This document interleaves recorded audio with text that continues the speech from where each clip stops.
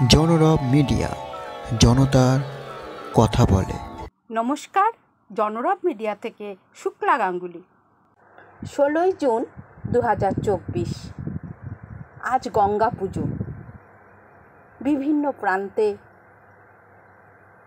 এই উৎসব পালিত হচ্ছে, বিশেষত নদীমাতৃক অঞ্চলে।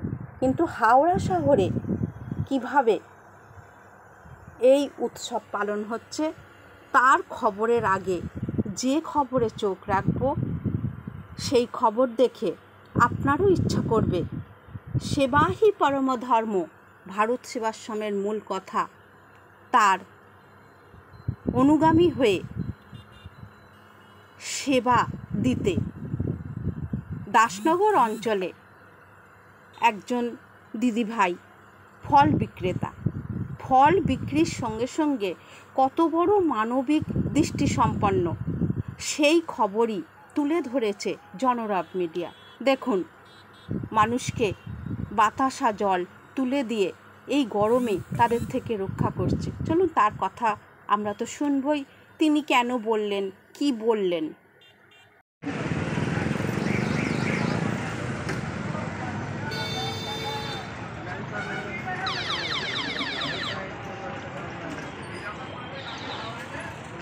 প্রত্যেক দিন তুমি ফল বিক্রি করো, তাই তো, দাসনগর স্টেশনে? আজকে অন্য দিন কেন? আজকে মা মনসার জন্য অন্য দিন করে তাকিয়েছি। হ্যাঁ, আজকে আমরা দেখতে পাচ্ছি যে জল বাতাসা গ্লাস রেখেছো। কেন এই জল বাতাসাটা কেন রেখেছো? মায়ের জন্য রেখেছি।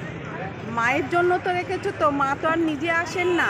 এই যে জল বাতাসা জনসাধারণকে তুমি আশীর্বাদের, জনসাধারণের আশীর্বাদের জন্য আমি জল আর বাতাসা রেখেছি। তার মানে এই গরমে মানুষের যাতে জল তেষ্টাটা নিবারণ হয় তার জন্যই তুমি এই জল বাতাসাটার ব্যবস্থা করেছো। হঠাৎ তোমার মনে হলো কেন? হঠাৎ মনে হলো আমি প্রতি বছরে দিই, আজও দিলাম। ও প্রত্যেক বছরই এইভাবেই সেবা করো? হ্যাঁ, এই বছরের সেবা বেশি ভালো করে করি। আজকের দিনের জন্য নাকি না সারা বছর করবে? সারা বছর করি। সারা বছর করো? হ্যাঁ, সারা বছর, যতদিন বেঁচে থাকবো।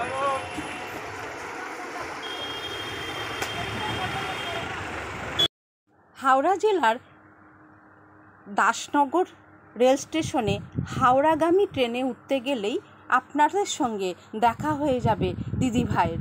দিদিভাই সারা বছর নানা ধরনের ফলের ব্যবসা করেন। আপনারা দেখছেন জনরব মিডিয়া। আবার আসছে